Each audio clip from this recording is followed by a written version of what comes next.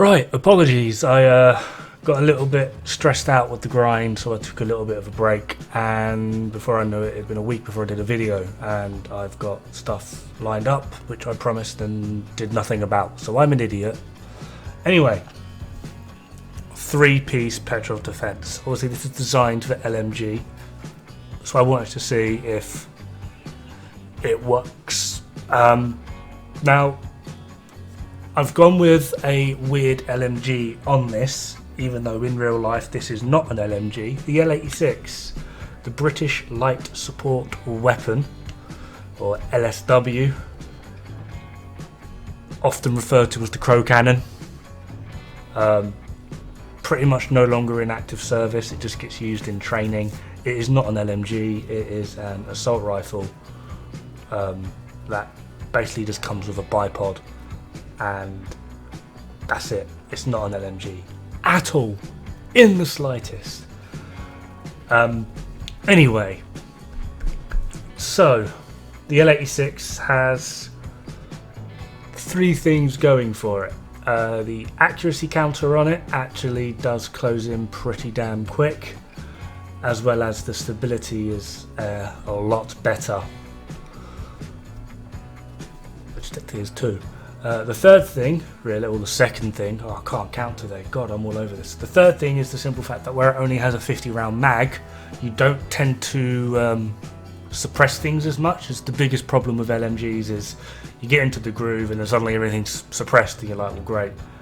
And if you have luck like me, you can sit there and wait it out, but nothing ever happens. They never come up, they never advance. So the moment you start advancing, that's when they all decide to pop up and then you're screwed. Now the third thing going for it is bullet for bullet. This is actually probably one of the highest DPS weapons in the game. The only reason a lot of other LMGs technically beat this is because they have a 100 round magazine. So while you have to go through that, I think it's like 2-second reload animation for this, a real LMG can keep pushing through. The only exception to this is the MG5, which has a 50 round mag. Pretty low damage, but that fire rate is absolutely devastating. And if you have gunner as well, you can put the gunner mag on it, which is an extra 50 rounds. So yeah, you can look at it like that. Now, interestingly enough, in terms of just outright DPS, this thing beats the FAMAS by a lot.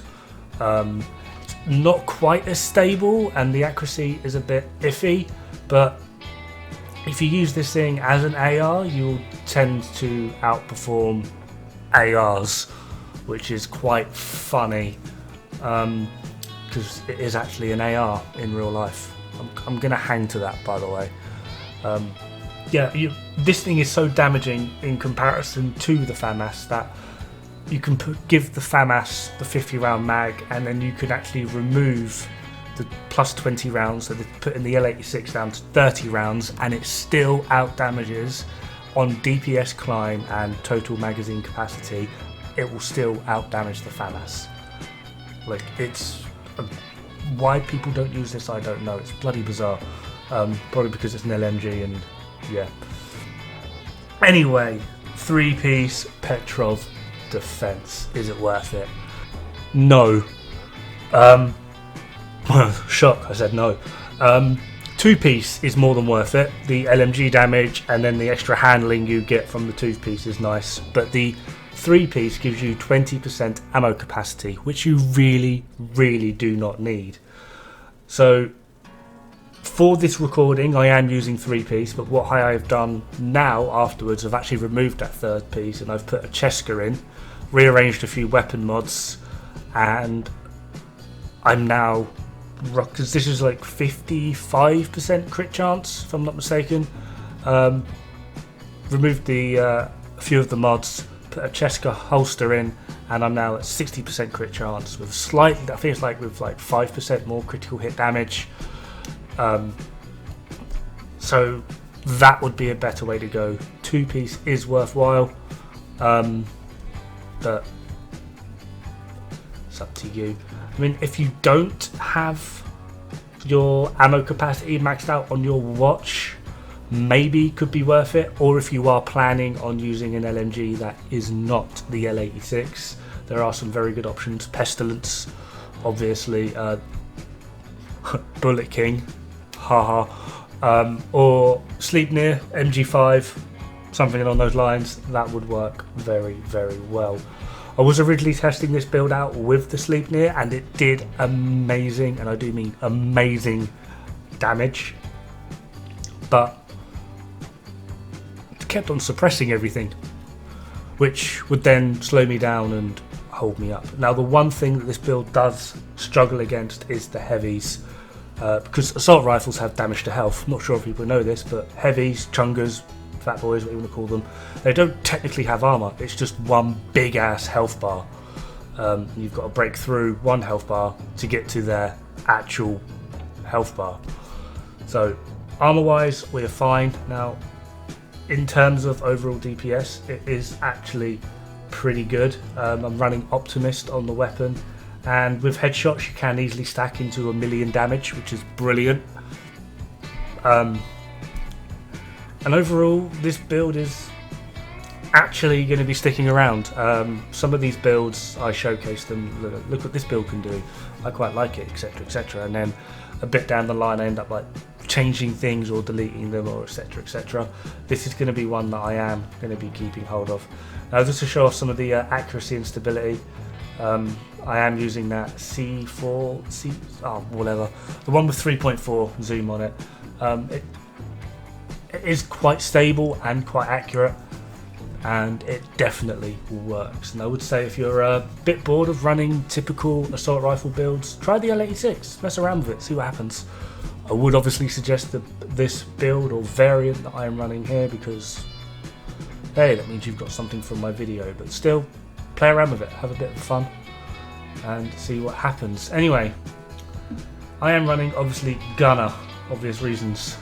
The L86, that damage to armor on there, I am tempted to change that to damage to health, like I said, for the heavies, because that's where it really does struggle.